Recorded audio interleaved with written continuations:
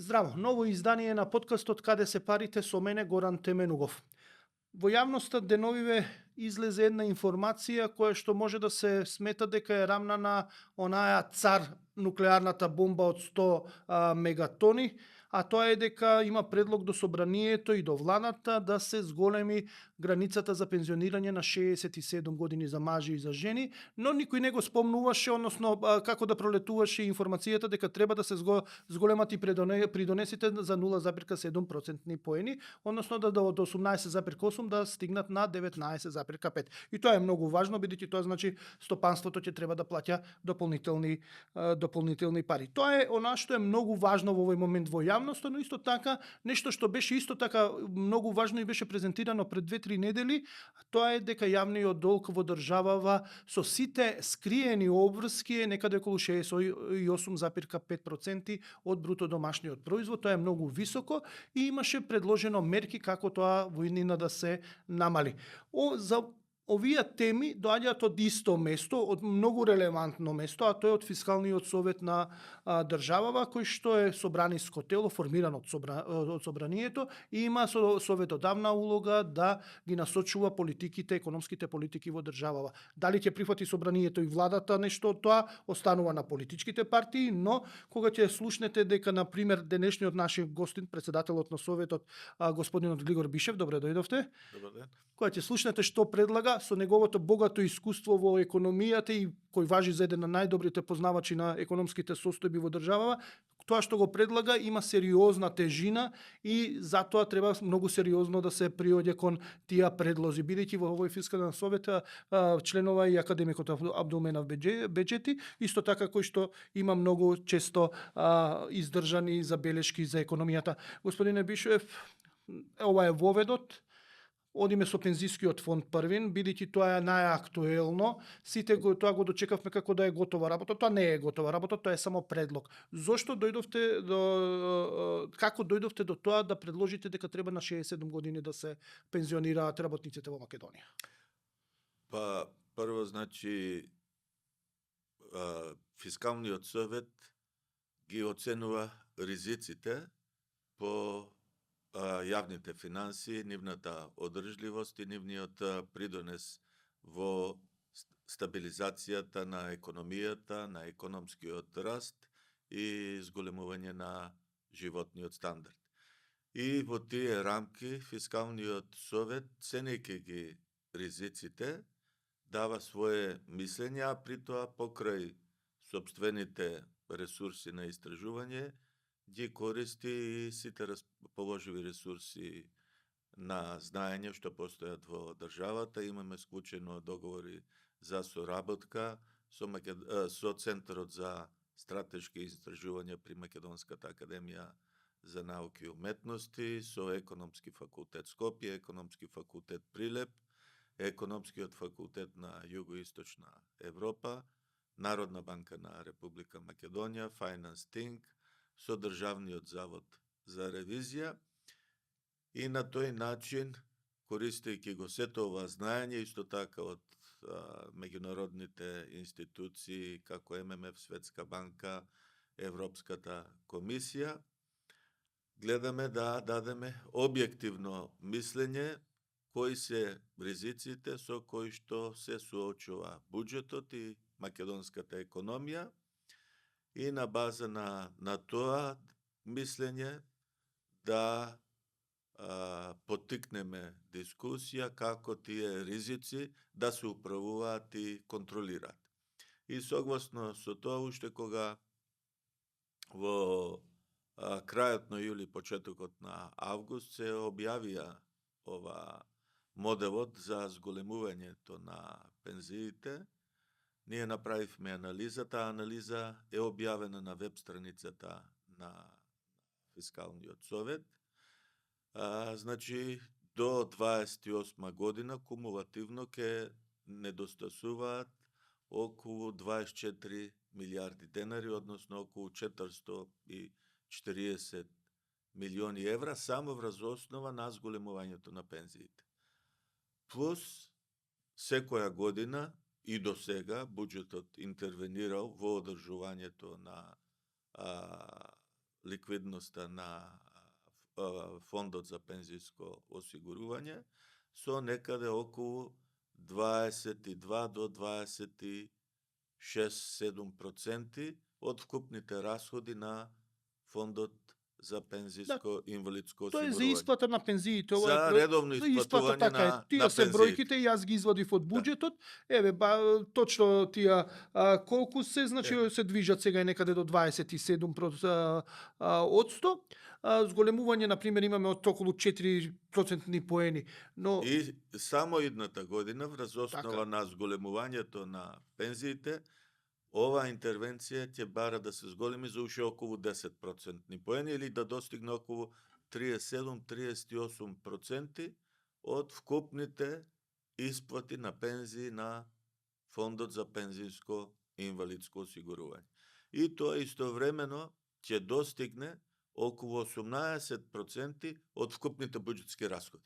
18 само за да може да се исплатат пензиите. За да се исплатат пензиите и на тој начин овие 18% веќе представуваат и ризик за самиот буџет на Република. Значи, еве, 6,5 милиарди, од 6,5 милиарди, 18% се само за пензии, од расходите зборуваме се, би требало да бидат. би требало да бидат. Сега, И тоа на долг рок е неодржливо. кој е тој долг рок? Ако, еве, да остане оваа ситуација, ако не се преземе ништо. Кога е неодржливото, ќе речеме, веќе нема, од тука не можеме да сервисираме.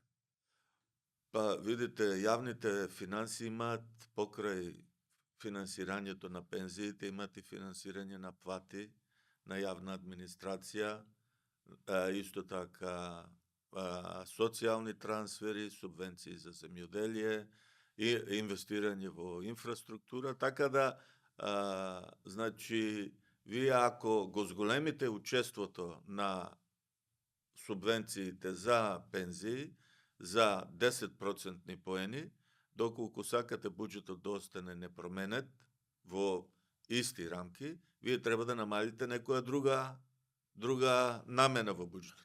Значи не можете све да зголемувате, а буџетот да остане непроменет.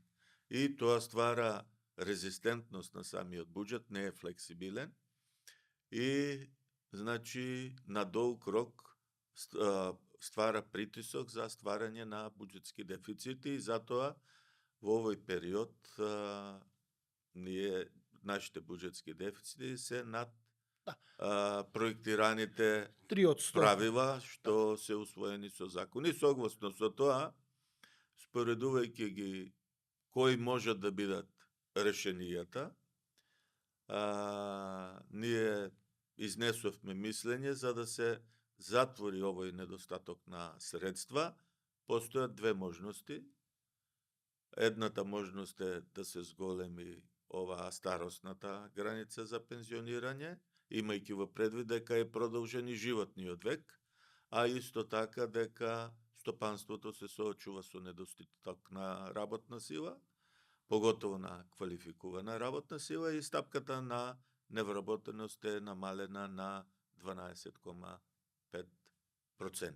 Меѓутоа, тоа нема да биде доволно и согласно со тоа, вториот предлог е да постои и зголемување на стапката за придонеси, имајќи во предвид дека сегашната стапка на придонеси во Македонија е 18,8%, а да кажеме во Србија е 25,5%, во Унгарија 19,8%, во Бугарија 19,8%, во Словенија 24,4%, Албанија околу 20,8%, Црна Гора 21%, значи Македонија, единствено пред Македонија е Косово кој има 10%. Сите други земји имаат повисоки стапки на придонес во однос на Македонија, значи не би се загрозила конкурентноста, способност во однос на регионот.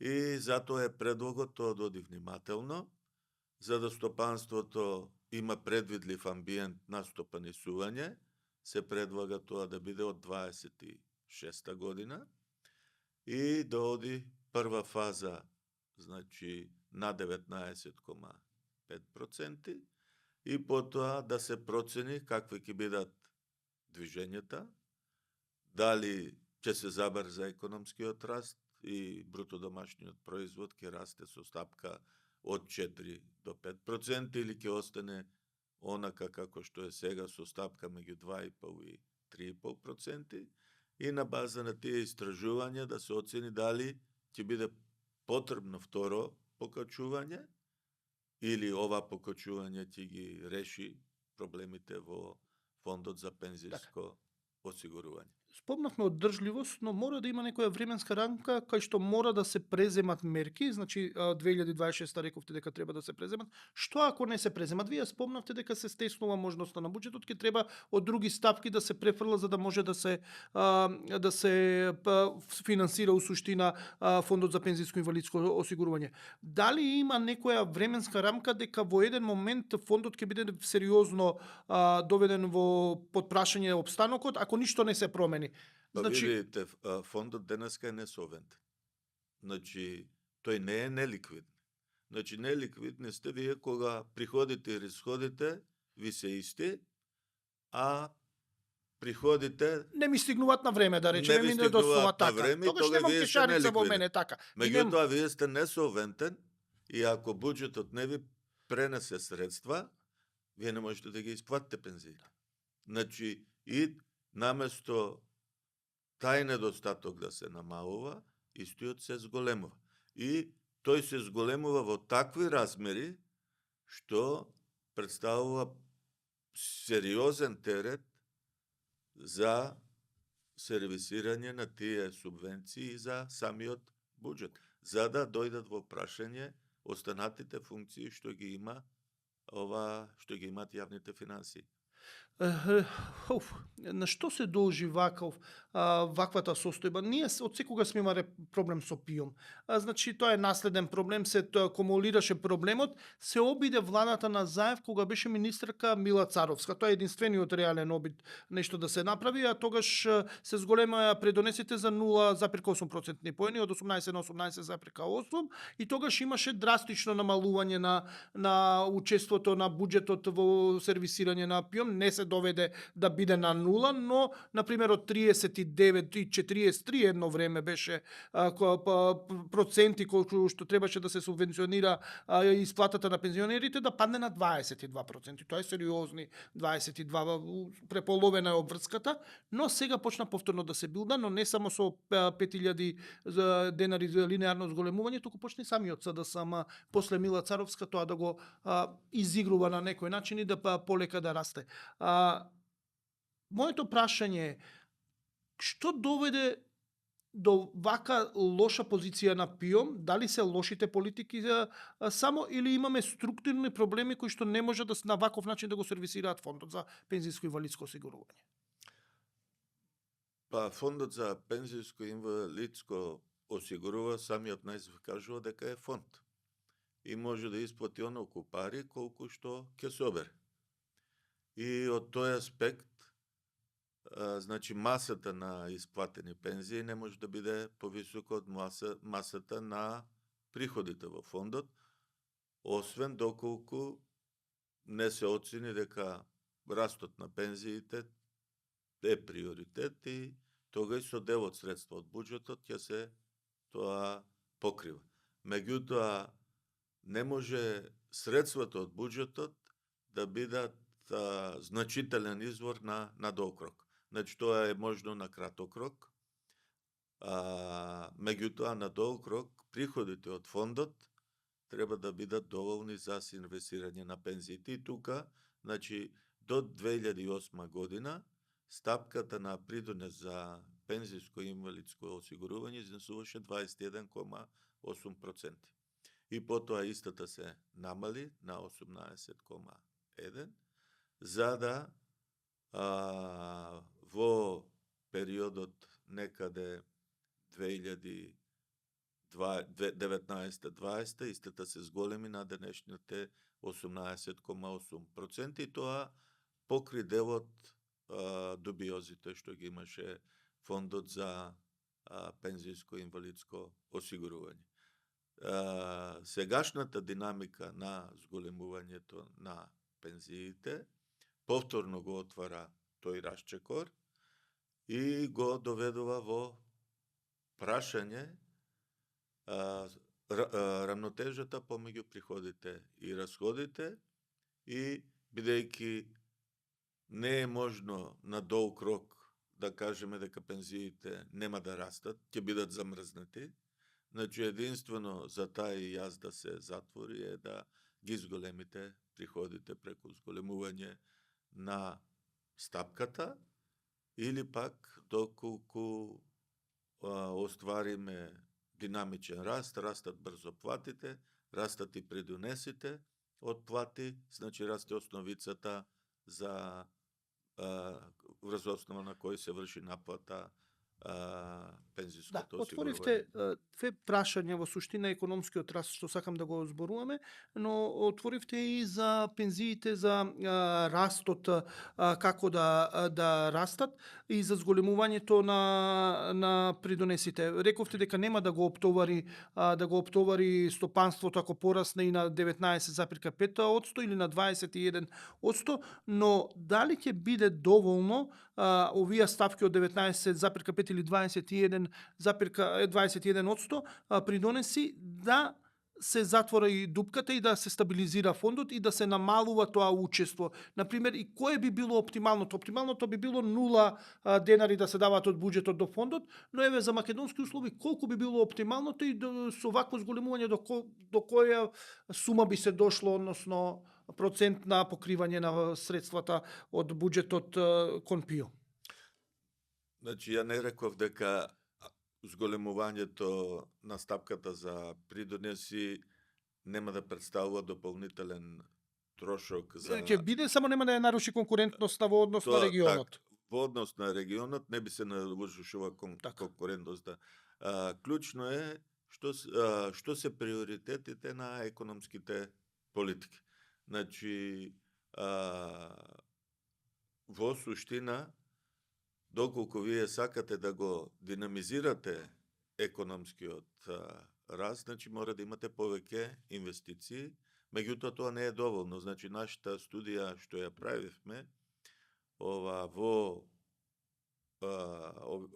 изминатиот период заедно со Finance Think за периодот 2008-2024 година, значи за период од 16 години, покажува дека фискалната политика во целиот овој период имала експанзивен карактер. Значи, без обзир дали земјата имала позитивни стапки на економски раст или пак имал економски пад и контракција, фискалната политика секој пат обезбедувала потрошувачка повисока од она што е потребна за контрациклично делување. Меѓутоа, економскиот раст во овој период, просечниот економски раст е 2,1%, а доколку се отстранат ковид годините 20,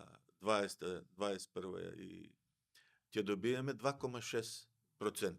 Значи, гледано од тој аспект, се покажува дека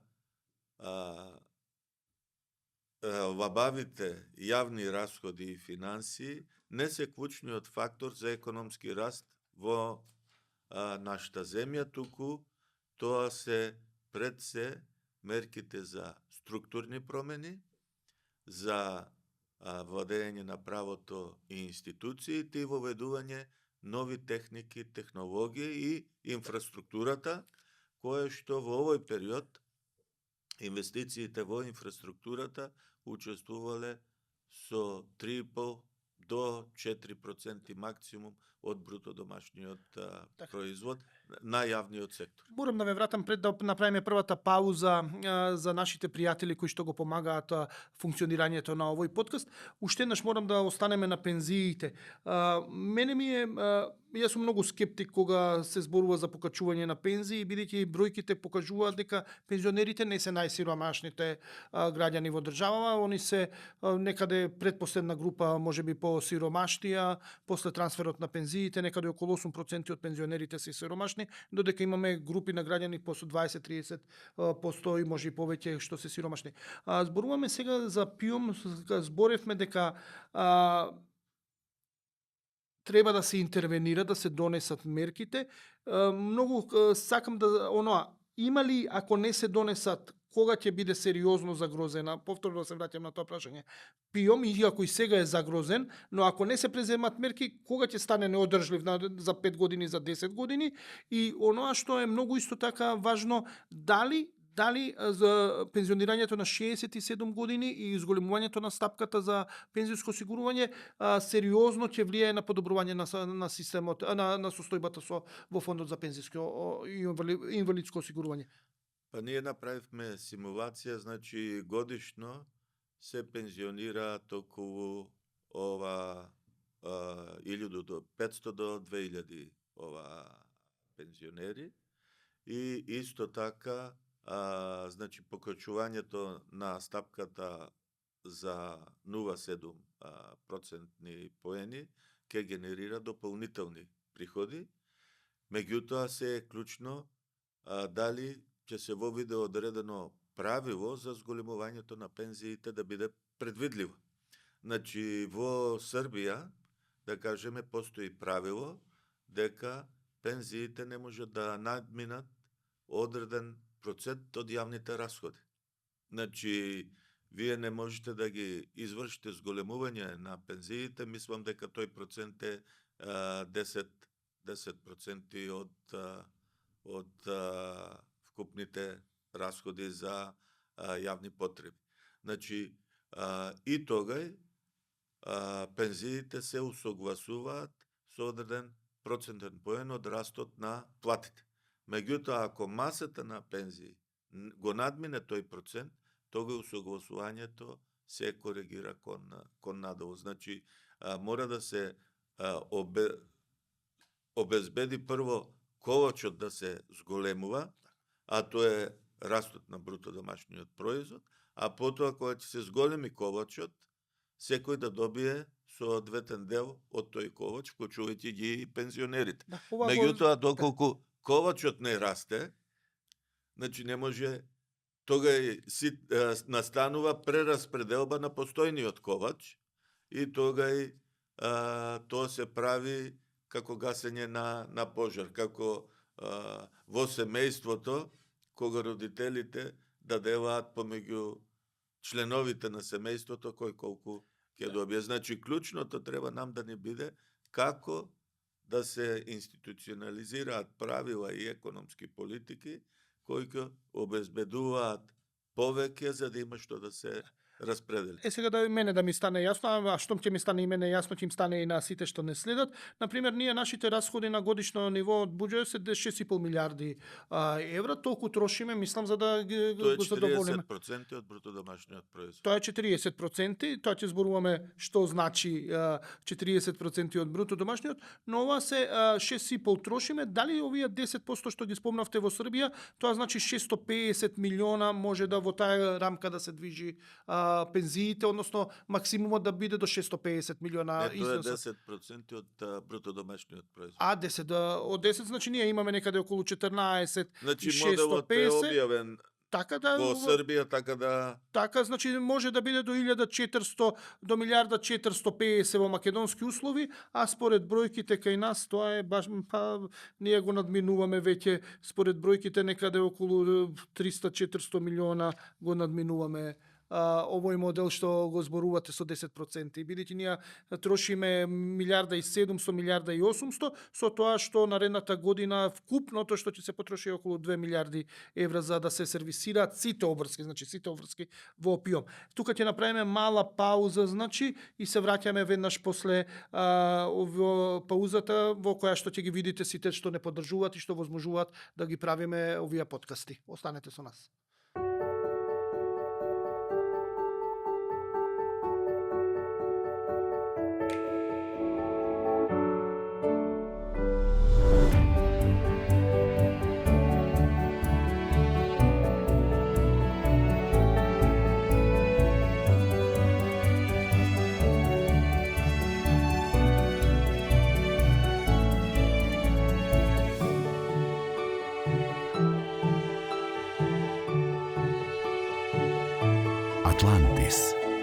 Сладки спомени.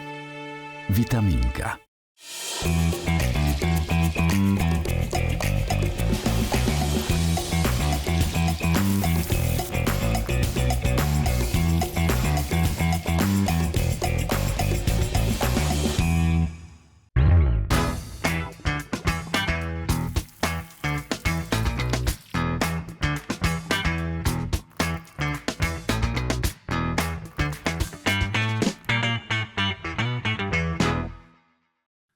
После паузава се враќаме повторно. Гостин е Глигор Бишев, инаку само да ви појаснам за кого станува збор, освен што е председател на Фискалниот совет, кој што има улога да ја ги советува собранието и владите за мерките што треба да ги преземаат за да ни биде економијата подобра, беше и поранешен заменик гувернер во државава, во Народната банка, значи беше прв човек на Стопанска банка, беше прв човек на Шпаркасе банка и еден од неколкумината, јас што ги познавам, што го познава стопанството и економијата во државава, што се вика онаво мал прст, така што е прилично релевантен за ова што го зборува и мене ми представува лично задоволство кога разговарам со него за економија, бидејќи и јас со секој разговор со него учам нешто ново околу тоа што се случува во економијата. Господине Бишев, зборувавме сега малце за ПИОМ, ни одзема време, се објаснивме малце зошто мора да се преземат мерките, бидејќи не е одржлив фондот, но исто така една од темите, веќе ја начнавте, тоа е јавниот долг, имаше истражување за фискалните политики што се водат од 2008 до 2024 година, истражување на Фискалниот совет заедно со Finance Think. Поразителни се резултатите. Она што беше интересно наведено е дека јавниот долг реално е 68,5% од бруто домашниот производ, што е различно од онаја официјален податок, но не сега спротиставени едно со друго, туку државата мери по една методологија, вие меревте по една друга методологија. Првин, зошто е 68,5%, што меревте вие, зошто покажуваат различни резултати и колку е сево ова опасно? Вака, за да може да се споредуваме со другите земји, значи мораме да имаме некоја заедничка мерка за јавниот долг. И тука ја користевме статистиката на Европската унија, која исто така од Европската комисија препорачено и Република Северна Македонија да што побрзо ја имплементира. И според таа статистика, исто така во вкупниот долг на државата се вклучува и долгот на што го имаат јавните предпријатија и јавните институции, односно достасените, а неизмирени обврски. И тука Министерството за финансии има статистика и за да ја направиме споредливо основата кога се споредуваме со другите земји, ние користевме и податоците од Министерството за финансии без овие податоци, без овие цифри и заедно со нив. И разликата е во овој момент 4,5% поени, толку изнесува кумулираните достасени, а неизмирени обврски. Тоа се непријавени у суштина обврски што Тие се пријавени.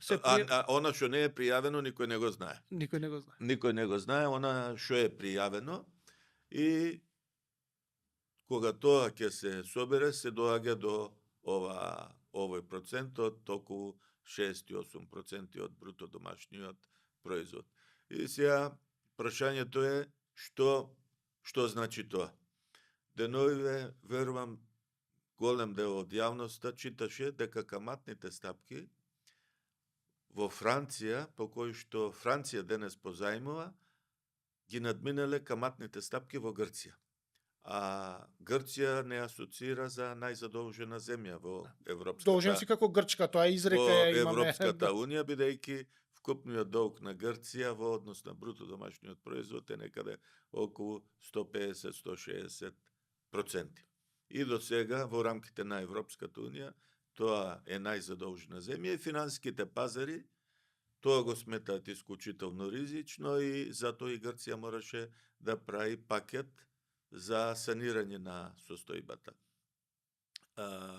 Со долг од околу 120% од бруто домашниот производ, денеска Франција, финансиските пазари, приватните финансиски пазари ја перципираат презадолжена и сега каматните стапки по која таа почнува да позајмува е на приватните пазари повисоко од она во Грција.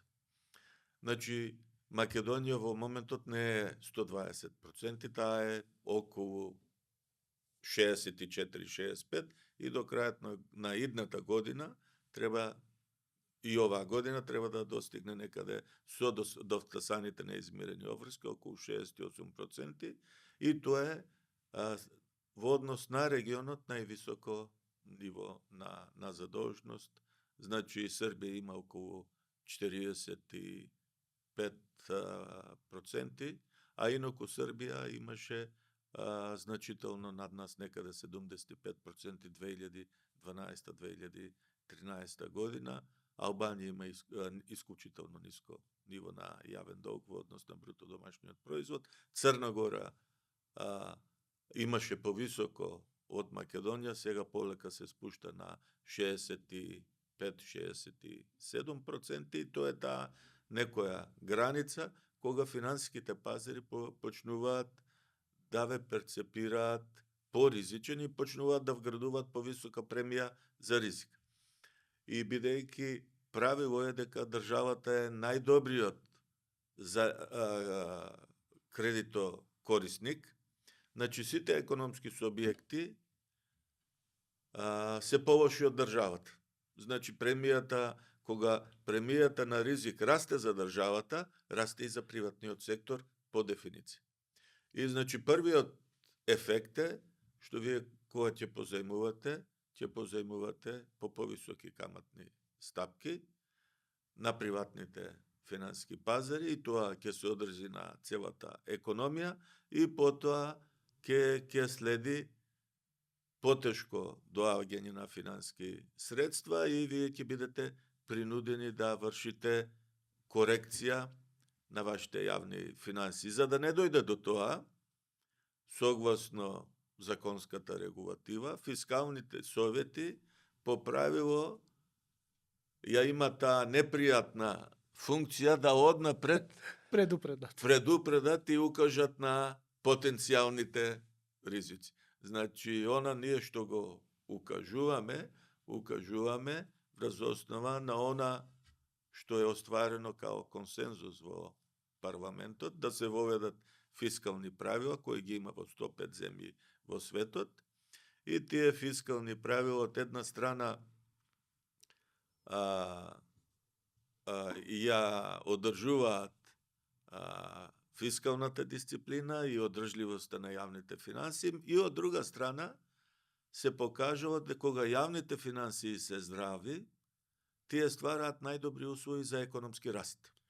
Значи, борбата за имплементација на фискалните правила е истовремено и борба за стабилност на македонската економија и борба за динамичен економски раст. Тие две работи отварате многу теми кои што не се конфликтни меѓу себе. Да не ја забраваме фискалните правила, ќе се вратиме бидејќи ќе ги појасниме кои се и треба. Вие рековте во една прилика дека треба и трето фискално правило. Ние имаме две фискални правила, тоа јавен долг и дефицит, но ќе се навратиме малце подоцна, но ќе морам да се вратам на каматите, бидејќи малце мислам во јавноста не се разбира добро зошто јавниот долг може да изврши влијание врз каматите за државата и како тоа нас директно граѓаните не тангира. Ние имаме впечаток дека тоа е некаде државата ќе си брка работа, ние немаме никакви последици како граѓани од тоа што ќе се зголеми јавниот долг и односно ќе се наруши можеби финансирањето и ќе има државата поскапо финансирање.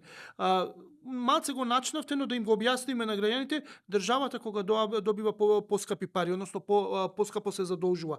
Тоа се рефлектира и на комерцијалните банки во државата, односно и нив им растат каматите што ги даваат на граѓаните на кредите, каматите на кредитите што ги даваат на граѓаните. Ако државата добие на пример плюс 2% поена ризик, тоа се пренесува и на комерцијалните банки овој ризик од 2, они вградуваат дополнително на тие 2% процентни поени во своите кредити и ние граѓаните добиваме у суштина поскапи кредити. Така ли е или не сум во право во овој момент? Значи наместо да земаме кредит од 3% на кредитите, ние ќе земаме 6% кредити, бидејќи имаме 2% поени од државата, што и се зголемило и уште они вградуваат 1% дополнителен ризик и ние добиваме поскапи камати. Кредити со поскапи камати. Значи, ние научивме дека 2 пати годишно на 6 месеци рейтинг агенциите ја оценуваат Македонија и го објавуваат кредитниот рейтинг на Македонија. И на врз основа на еден од клучните параметри за утврдувањето на кредитниот рейтинг се нивото на јавниот долг и буџетскиот дефицит.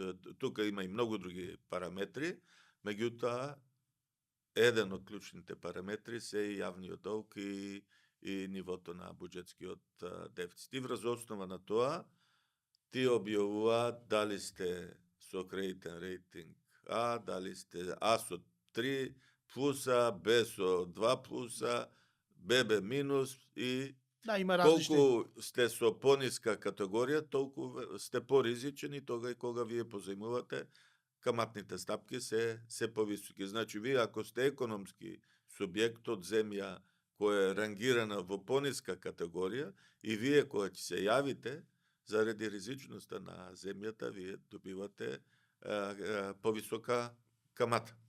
И од тој аспект таа е функцијата на финансиските пазари. Не секогаш финансиските пазари рационално и брзо реагираат. Да кажеме, тоа беше случајот со Грција и случајот со 2008 година финансиската криза, кога заради високата ликвидност на меѓународните финансиски пазари дојде до одложено покачување на каматната стапка и Грција се презадолжи и голем број на земји во 2008-2009 година.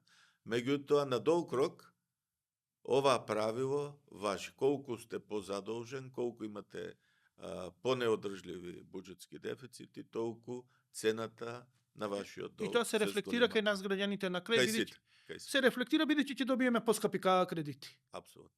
Значи кога ова е за сите оние што не следат и што не ја сваќаат корелацијата на буџетски дефицит и јавен долг со нашиот живот. Ние сите земаме кредити. Нашиот пониските камати на нашите кредити буквално зависат од тоа како ќе не оценуваат овие меѓународни финансиски институции кои што ќе ни дадат дали ББ плюс, минус, БББ, зависи од рангирањето и сето тоа. Значи, буквално влијае на нашиот квалитет на животот, а колку ние сме задолжени и колку е јавниот долг. И затоа 105 земји во светот, кои што сакаат да го одржуваат економскиот раст на високо ниво, поставиле граници и фискални правила, се со таа цел за да не надминат одреден процент кој што е ризичен и кој што потоа би го погодил не само јавниот, туку и приватниот сектор, и тога приватниот сектор ќе треба да позајмува по повисоки камати за да инвестира, и тога гледаме да сите постои една корелација по правило на долг рок, сите земји што имаат многу повисок долг имаат повисоки каматни стапки и по правило понизок економски раст. Постојат и исклучоци, меѓутоа затоа и Европската унија при предвоведувањето на еврото го воведе пактот за стабилност и економски раст, со кој што ги ограничи буџетските дефицити на 3% и јавниот долг на 60%. Тоа се мастришките критериуми, така е. Мастришките критериуми. Значи, ова многу ми е важно за сите што не следат да го разберат дека ништо не е изолирано во економијата. Ако на едно поле нешто лошо се случува, тоа има одраз и на нас граѓаните, на оние на крајните корисници на парите, така што затоа е многу важно оваа порака да ја разберат сите што не следат дека мора да внимаваме на јавниот долг и буџетскиот дефицит, бидејќи тоа се се одразува на целата економија и на приватниот, односно на компаниите кои што ќе се задолжуваат со поскапи кредити ако имаме големи јавни долгови и буџетски дефицити, но и нас граѓаните ќе ни бидат повисоки каматите на кредитите што ги користиме за разни потреби. Рековме фискални правила. Македонија има две фискални правила, тоа е јавниот долг да биде до 60% од бруто домашниот производ и буџетскиот дефицит да биде до 3% од бруто домашниот производ. Што значи тоа? Дека јавниот долг веќе зборувавме, што значи буџетскиот дефицит значи дека треба да биде 3% од БДП и ова е јасно, но вие рековте во една прилика дека треба трето правило да се воведе. Кој е тоа трето правило и зошто би се вовело трето правило како во фискалните правила? Па голем број на земји веќе воведува трето фискално правило, а тоа е за контрола на јавните расходи, односно колку јавните расходи може да учествуваат во бруто домашниот производ и поготово кој сегмент од јавните расходи. Да кажеме, голем број на земји од Европската Унија почнуваат да го користат тоа правило го има и Србија, со кој процент може да јава исто така, мислам и Црна Гора дека го има. Значи, таму е определено дека јавните расходи не можат да растат побрзо од растот на номиналниот бруто домашен производ. Значи, тоа значи инфлација плюс реален раст на бруто домашниот производ. Македонија, која што пред ковид кризата во 2019 година имаше учество на јавните расходи од 33% во бруто домашниот производ, оваа година тие достигнаа 40% од бруто домашниот производ, а во ковид периодот 38%. Значи, и по ковид периодот учеството на јавните расходи се зголемува во однос на бруто домашниот производ, во однос на расходите на приватниот сектор. Имајќи во предвид дека според мерено по куповната сила на бруто домашниот производ по жител, Македонија учество е еднаква на 42% од просечниот бруто домашен производ по жител од просекот на Европската Унија. Значи, за тоа ниво на развиеност, земањето на преголем дел и расходи од приватниот сектор исто така влие врз економскиот раст. Значи, за да се достигне 40-42% расходи од бруто домашниот производ, потребно е економијата и бруто домашниот производ по жител да бидат на многу повисоко ниво во однос на сегашното. Така. И тоа не е мислење само на фискалниот совет, тоа мислење фискалниот совет го презема од препораките во стратегијата за економски раст, што го усвои парламентот за периодот 2024-2044 година, пред 30 на дена, и согласно таа студија препораките што таму се дадени, ние ко фискален совет сметаме дека се издржени и исто така го делиме истото мислење. Така. Да појасниме малце, значи наредната година се планира, например, економијата да порасне 3,7%, инфлацијата некаде да е околу 2,2%, тоа е вкупно раст 5,9%, ќе порасне бруто домашниот производ. И сега, например, ако е, ќе карикирам, нема точна бројка да кажам да биде јасно, например, 1000 единици е бруто домашниот производ, до година ќе биде 1005 единици. Тоа е. Сега, како да дојдеме до тоа колку да се зголемат расходите? Што значи тоа зголемување на расходите? Да се ограничи? Доколку би постоело такво правило, тоа значи и буџетските расходи на јавниот сектор можат максимум да се зголемат за 5,9 проценти. Во македонскиот случај тие растат со околу 10%, 9,8%. И која е опасност од ваквото растење? Што добиваме со вакво несразмерно растење? Повеќе растат расходите од економијата. Се зголемува учеството на јавниот сектор во потрошувачката и на тој начин останува помал дел за приватниот сектор за трошење. И треба да се воведе, значи, оваа правило кај што ќе се кажува дека само може да расте расходите колку што расте инфлацијата и бруто домашниот производ. По правило правилата се носат со консензус, значи би требало да има дебата и да сите релевантни фактори се убедат во корисноста на одредено правило. Значи, фискалните правила, овие што се сега во примена во Македонија, не ги воведе Фискалниот совет. Да. Тие се правила што ги воведоа носителите на економските политики, се дискутира во парламентот, поготово Комисијата за финансирање и буџет, и тие со скоро голем консензус прифатија носителите на економските политики да воведат само ограничување за јавните финансии и да се формира тело кое што тоа ќе го следи, ќе дава објективно мислење и ќе ги проценува ризиците во таа област. Инаку, доколку тоа не се само ограничувачки правила, по правило се воведуваат под притисок во време на криза и под притисок на меѓународните институции, Меѓународниот монетарен фонд, Светската банка, Европската... Кој нас не притисна да го воведе? Во оваа фаза, значи, не постојат надворешни притисоци, напротив, тука е определбата за побрза конвергенција кон Европската Унија, а тие правила се применуваат во Европската Унија и корективните мерки, значи, ова се само ограничувачки правила воведени од носителите на економските политики и тука кога се бираше Фискалниот совет, во најголем дел истиот се одбра со консензус, што возможува објективност во неговата работа. И да не може да ве обвинат сега дека вие некоја политичка агенда браните и тоа. Тој аспект,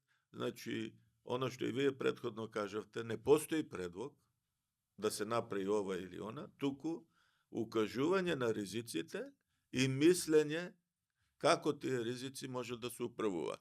Се разбира, дебатата е секој пат добро дојдена, доколку преку таа дебата се изнајдат и други ефикасни механизми, тие се добре дојдени. Ќе направиме уште една пауза, па ќе финишираме со подкастот. Значи сега е време повторно за пријателите на подкастов кои овозможуваат да се реализираат вакви емисии и да бидат бесплатни за сите што не следите. Значи останете, погледајте кој ни е пријател, па се враќаме да го финишираме разговорот со господинот Глигор Бишев.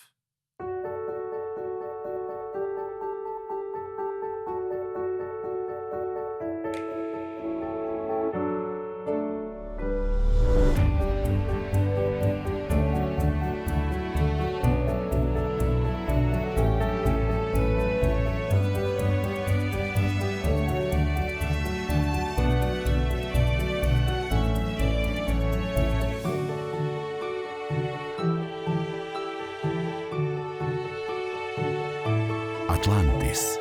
Сладки спомени. Витаминка.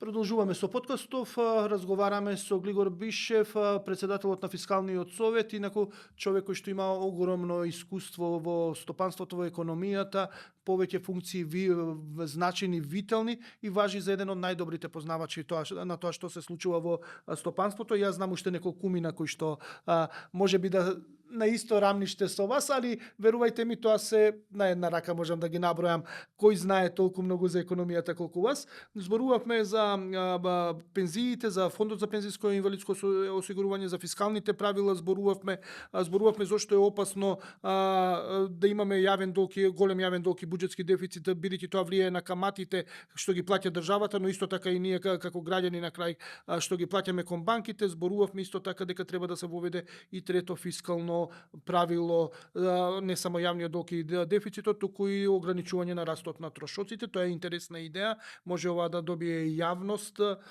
поголема јавност, за да видиме дали политичките партии и носителите на политиката во државава ќе излезат на една ваква сугестија, бидејќи ова ќе биде сепак само ограничувачка мерка, а генерално политичарите во државава не сакаат да носат само ограничувачки мерки, но вие сте што се вика со консензус избрано тело од страна на собранието, така што веројатно ќе се отвори дебата и ќе се најде најдоброто решение. Но господине Бишев, доаѓаме до едно многу до финалето на сево ова. Пред некој ден бев на еден настан каде што невообичаено, отворено, Државниот завод за вработување на Словенија ловеше работници во Македонија. Значи, доаѓаме до прашањето на работната сила и во државава, што е поврзано со пензискиот фонд, но доаѓаме и со потенцијалните можноста за потенцијален раст на државава, на економијата. Вие рековте дека растела со 2,1%, ако се извади 2,2%, ако се извади ковид периодот, тоа е 2,6%, но работници нема кој да не турка напред, нема квалификувани работници, тие што се квалификувани отворено не ги зима Словенија и е легитимно тоа. Ние имаме затворен пазар на труд, нашите работодавачи бараат да увезуваат од странство, но од друга страна доаѓаме до моментот што да се преземе за да испорачаме малце повисок економски раст. Вие предупредивте дека со ваква поставеност на буџетот и поставеност на економските политики, максимум што може да се постигне економски раст е 2,5%, што не е доволно за да се оди напред. Спомнувавте дека може да се постигне економски раст од 4,5% на годишно ниво, но за тоа ќе треба сериозно да се поработи. Што треба сериозно да поработиме? Па, ние, членовите на Фискалниот совет, истовремено секој од својата област, индивидуално исто така бевме ангажирани во изработката на стратегија, националната стратегија за економски раст и истата усвоена од парламентот. Таму има изнесено, таа е производ на голем број економисти, правници, експерти за животна околина и разни други експерти од земјата и странство, и се наведени сите мерки. Клучни се структурните реформи, трансформацијата во зелена енергија, автоматизацијата и дигитализацијата, владењето на правото, јакнење на институциите и инвестициите во инфраструктура, истражување и развој. И сега, за да сите знаеме за што разговараме, ја ќе ви кажам два примери што се подразбира под структурни промени. Значи, вие ако тргнете сега од Скопје до Гевгелија, ќе треба да застанете минимум 6 пати за на патарина да платите оваа патарина. И во 4 смени можете да пресметате колку вработени има. Од Словенија натаму не постои ни една земја за кој што мора да застанете за патарина. Значи, или е таа автоматизирана, или имате винјета и плаќате месечно, годишно, неделно и дневно има, например, има дневно. Да. И сега, значи, прво, секое застанување е трошок за економијата, а исто така тие што наплатуваат се трошок за економијата, наместо тоа да се автоматизира. Тоа е структурна промена. И истите вработени треба да се реобучат и да се вработат на работни места кај што ќе земат повисоки плати. Од друга страна, ако вие 10 години наплатувате патарина, вие станувате неупотреблив за било што. И тогај вие во вашата економија имате нерелевантни работници кои што во ниедна друга економија не би ги зеле. А ви ги зимаат оние што сте високо квалификувани. Значи, за да ние може од друга страна, за разлика од порано, кога пазарите на работна сила беа доста затворено и цената на работната сила се утврдуваше во национални рамки, сега отвореноста на сообраќајот, на земјите, на дигитализацијата станува толку голема што и цената на работната сила исто така станува меѓународно утврдена, ако не меѓународно, барем регионално. Меѓутоа, ако не направите структурни провери, еве уште еден пример ќе ви кажам. Исто од Словенија нагоре, вие не можете да најдете чистач кој нешто физички работи. Тоа е само со електрична машина, автоматизирано, и една електрична машина најверојатно заменува 15 до 20 менуелни физички работници. Сега, пресметете вие колку треба од буџетот да платите плати, а тие се многу ниски, за 15 работници кои што мануелно чистат, а колку за еден. Така е, така. И, значи, ако го видите расходите во нашиот буџет за плати, тие се на ниво на расходите за плати на буџетот и на Словенија и на Франција. Меѓутоа, затоа што во Словенија немате вие скоро веќе мануелни работници, тие трошоци за плати се доволни и обезбедуваат високи плати. Значи, она што се нарекува структурни промени во индустријата, значи автоматизација, згрижување на тие вработени што се со мануелни вештини, обука и потоа нивно вработување на работни места кои што ќе носат и за нив повисоки плати, а и целата економија побрзо ќе расте, ќе има повисоко додадена вредност и ќе имаме и повисоки плати, повисок стандард и повисок раст на брутодомашниот производ. И тие реформи во Република Македонија ги касниме и заостануваат, и доколку не се спроведат и забрзат, ние ќе дојдеме во еден магепсан круг. Од една страна, све што е високо квалификувано, да биде привлечено од динамичните економии во регионот или во Европа, во другите земји, а кај нас остане она што претежно бара мануелна работа, кој што во ниедна друга земја нема да можат да се работат, затоа што тие работни места веќе не постојат како такви. Така. И сега дојдеме до прашањето на што вие сте во Фискалниот совет и комуницирате и со политички партии, и комуницирате и со власта, и значи има ли елементарна желба за овие реформи? Ова се болни реформи, а не е лесно, на пример во ЈПДП и јавното претпријатие за државни патишта, да се тие што наплаќаат патарина, да им речеш извините, сега ве до сега седевте во куќарката и наплаќавте, сега ќе треба да останете без работа и да ве преквалификуваме и да ве пуштиме во некој од компаниите што се во државава да работите. Тоа нема да донесе политички поени, тоа бара сериозна политичка волја да се спроведе. Верувате ли дека има политичка волја тоа да се спроведе и што правиме ако не се спроведат реформите? Ние збориме 30 години за реформи.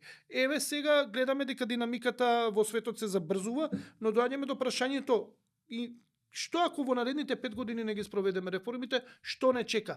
Дали нашата економија едноставно ќе остане слепо црево во регионот, па и во Европа?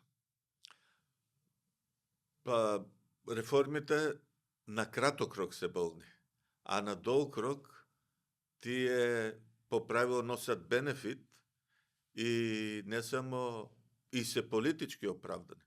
Сега прашањето е вие како ќе ги секвенционирате односно ќе ја дефинирате динамиката на реформите, кога да дојдат оние краткорочните болни ефекти, а го уживате долгорочниот бенефити. Ако вие читате во литературата или читате по медиумите, секој пат остануваат запамтени во историјата оние кои ги направиле реформите.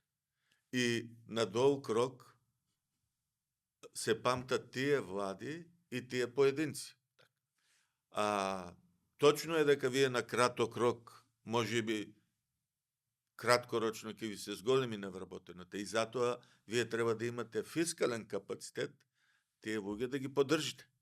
Значи, да кажете, уште наредните 12 месеци кога ќе сте на реобука, вие даваме истата плата. Да не им паднеш, да не осиромаше, да не им падне стандардот. Тие се, значи да има социјални мерки. И кога ќе бидете реобучени, ќе имате 30% или 50% или зависно од која струка ќе, значи денеска во Македонија недостасуваат заварувачи, недостасуваат зидари, недостасуваат електричари, недостасуваат IT инженери, недостасуваат Управа, се недостасува. Занимање. И од тој аспект, значи, вие му давате шанса, прво, ко човечко суштество да остане релевантен, да заработи повеќе за себе и за семејството и на долг рок да достигнете невидена популарност. Значи, она што кажуваме дека реформите се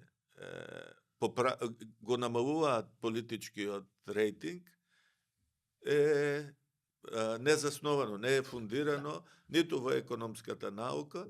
Значи, тука не се прави разлика помеѓу краток и долг. И по правило, негативните ефекти се на временски хоризонт од 12 до 24 месеци. Да. И тука треба да направите соодветна динамика на примена на истина. Значи, сега актуелнава влада, која што има многу сериозно стабилно мнозинство, 58 пратеника, реално може да обезбеди уште тројца за да има сама влада без коалициони партнери, но со коалиционите партнери комотно доаѓа до околу 80 на пратеника, што е веќе можности да менуваат устав за било која причина, пред се сега тука зборуваме за економски причини, може да ги спроведат овие на прв поглед болни реформи, но после тоа веќе да почнат еве 2024, 2026, некаде 27 да ги почнат да ги уживаат плодовите од реформите. Но дали има јасна визија во државава кои реформи треба да се направат и дали ја препознаваат политичките партии тоа што вие го велите што мора да се направи. Бидејќи едно е да има и политичка волја сето тоа, но ако немаат визија накаде да се движат, да знаат што треба да прават, едноставно не ќе можат ништо да спроведат. Дали јасно е што треба да се заврши? Дали е јасно што е домашната задача во државава? Па јас сум прилично оптимист затоа што за прв пат националната развојна стратегија е освоена од парламент. До сега постоеле доста национални стратегии кои ги правила науката и завршувала или како научен труд или пак максимално било усвоено на ниво на влада. Овој пат не само што е ова изработено од страна на експерти, истото е усвоено од влада, постојна влада, и истовремено усвоено и донесено од страна на парламентот, што треба да покаже транспарентност во процесот и од друга страна дека тоа е јавен документ за кој е постигната висок степен на согласност. И тоа од сите вклучени учесници, како во политичкиот живот, така во научниот живот, така во јавноста, помеѓу граѓаните, помеѓу коморите, и тај моментум треба да се искористи. Ако се искористи, ако се спроведе оваа програма, значи имаме ли шанси да го намалуваме јазот не само спрема Европската Унија? Јас многу гледам регионот многу отиде напред. Србија многу отиде напред. Србија имаше секогаш е поголема, била поголема од нас и територијално и со луѓе и со почетни можности за работа и сето тоа, но да не забораваме беше и бомбардирана, значи она беше што се вика ресетирана на некои други вредности. Значи имаше долго време политичка нестабилност. Едноставно имаше друг пат, има отворено прашање на пример со Косово, има недоразбирање со Босна, има недоразбирање со Хрватска и со Европската унија, има недоразбирања. Едноставно и во сите овие некакви негативни контексти она отиде многу напред, реков него намали јавниот долг, но ние релативно постабилно, освен во 2001 година што имавме конфликт, ние имаме некако постабилно политичко опкружување и сето тоа, но ние некако како да каскаме. Се постава прашањето што ни се случува и што треба да правиме. Еве консензус имаме, но некако да не одиме напред, некако како да имаме проблем. Па мислам дека треба повеќе да си веруваме во самите себе си. Значи, ако погледнеме 80-90% од девешните светски компании што се на врвот, до пред 20 години не ни постоеле. Истото се случува и во Србија. Најголемите компании што сега го водат економскиот раст, пред 20 години не постоеле, као што и самите кажавте, поминуваа низ тешки проблеми. Слично се случува и во Македонија. Значи, во Македонија треба да се внесе ентузијазам, да се дозволи и да се инвестира повеќе во истражување, развој, вештачка интелигенција, а имаме јадро на млад кадар, кој што и така денеска работи за голем број странски компании во IT индустријата. Значи, ја ќе ви кажам само два примероци. Еден македонец и еден британец ја имаат фирмата која што е основана во Лондон, а истата е за мали плаќања, софтвер за мали плаќања кој го користат веќе 8 до 9 земји во Европа. Исто така има голем број на млади кои што развиваат софтвер од ова или оваа област, од областа на маркетингот, од областа на услугите. Исто, ја бев посебно пријатно изненаден кога на улиците на Истанбул видов дека се чисти со возило произведено во Македонија, развиено, а тоа е од Брако Велес. Значи, ние треба повише да веруваме во самите себе, дека можеме, дека сакаме и дека тоа треба да го направиме. За крај уште еднаш морам да се вратам на ПИОМ, да завршиме веќе со подкастов. Дали постои опасност да не се исплаќаат пензиите редовно како што имавме во некои минати времиња, заради тоа што фона треба многу да се префрлаат пари од буџетот. Постои ли таква опасност? Дали фондот ќе опстои вака како што е или се доведува во прашање неговото опстојување? Само тоа да завршиме со ПИОМ и со подкастот. Значи, се додека постои економија и држава, ќе се исплаќаат пензиите. Меѓутоа, ние укажуваме на ризиците да исплаќањето на пензии не ја подкопа стабилноста на економијата и стабилноста на буџетот. Значи, да се исплаќаат и работата е како да ги исплаќате пензиите и во иднина да продолжат да следат некој раст, економијата да расте, буџетот да биде здрав и стабилен.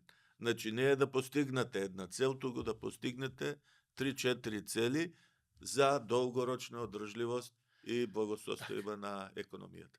Тоа може да се постигне со 6 години пензионирање и со зголемување на придонесите на 19,5%, па после тоа ако треба и на 21% за пензиско.